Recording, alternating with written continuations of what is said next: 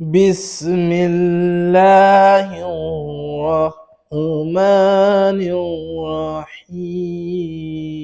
الرحيم ألم تر كيف فعل ربك بأصحاب الفيل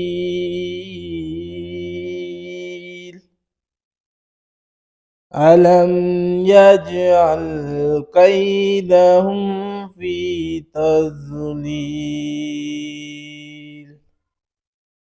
وأرسل عليهم طيرا أبابيل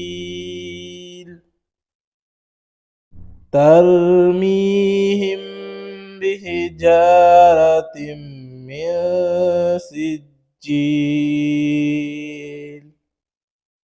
فجعلهم كعصف مأكول صدق الله العظيم.